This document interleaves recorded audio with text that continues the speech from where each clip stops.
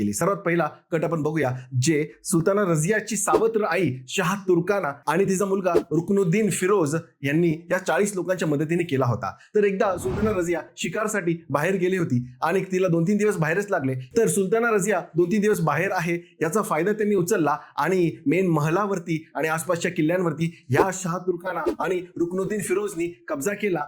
स्वतःची छोटीशी आर्मी बोलून आणि या 40 लोकांच्या आर्मीची मदत घेऊन, आणि सुलताना रझिया आली तर तिला आतच येऊन द्यायचं नाही, बाहेरच युद्ध करून तिला मारून टाकायचं असं त्यांनी ठरवलं. सुलताना रझिया जेव्हा शिकारीवरून परत आली तर तिने पाहिलेलं आहे की माझ्या किल्ल्यावरती आणि महलावरती कोणी कब्जा केलाय, शाह तुर्काना आणि रुकनुद्दीन फिरोज यांनी कब्जा केलेला आहे आणि त्यात हे 40 लोक पण सामील आहेत. पण तिने घाई गडबड केली नाही, ती थोडंसं थांबली आणि फ्रायडे नमाजच्या दिवशी तिने लाल कपडे घातले, जे की इस्लाममध्ये जस्टिस अर्थात न्यायाचा रंग आहे, आणि तसे लाल कपडे घालून ती जवळ एक जामा मस्जिद जी आधी इल्तुतमिशने बांधली होती तिथे गेली. तिथे एक मोठं प्लिंथ होतं, त्या प्लिंथवरती उभी राहिली आणि तिने भाषण द्यायला सुरू केलं की अल्लाच्या फजलनी आणि अल्लाच्या करमनी माझ्या वडिलांनी मला काय बनवलेलं आहे, सुलतान बनवलेलं आहे. पण ह्या लोकांनी, ह्या 40 लोकांनी आणि या शाह तुर्कानानी आणि ह्या रुकनुद्दीन फिरोजनी जबरदस्ती धोक्याने अल्लाची ऑर्डर मानण्यापासून विरोध केलेला आहे. अल्लालाच धोका दिला ह्या लोकांनी, तर मला न्याय मिळणार की नाही. तिने जोरात ओरडली आणि एकदम इन्स्पायरिंग पद्धतीने ते भाषण दिलं होतं. तिने विचारलं की मला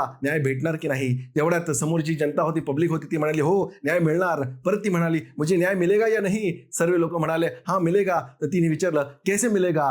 लोक म्हणाले पत्थरों से हम दिलाएंगे. आणि सर्व लोक जे जामा मस्जिद मध्ये आलेले नमाज पढण्यासाठी ते लोक गेलेले आहेत महलाच्या बाहेर दगडी घेऊन, आणि दगड मारायला सुरू केलेलं आहे महलावरती. अर्थात कोणाला मारायला सुरू केलेलं आहे, शाह तुर्काना आणि रुकनुद्दीन फिरोजला मारायला प्रयत्न केलेला आहे. तर आता शाह तुर्काना आणि रुकनुद्दीन फिरोज महल सोडून किल्ल्याकडे पळायला लागले. तेवढ्यात सुलताना रझियानी एक छोटीशी आर्मी घेतलेली आहे, तिचा एक नोकर होता याकूत खान, त्याच्या मदतीने आणि त्या आर्मीने घेरून टाकलेलं आहे कोणाला, शाह तुर्काना आणि रुकनुद्दीन फिरोजला.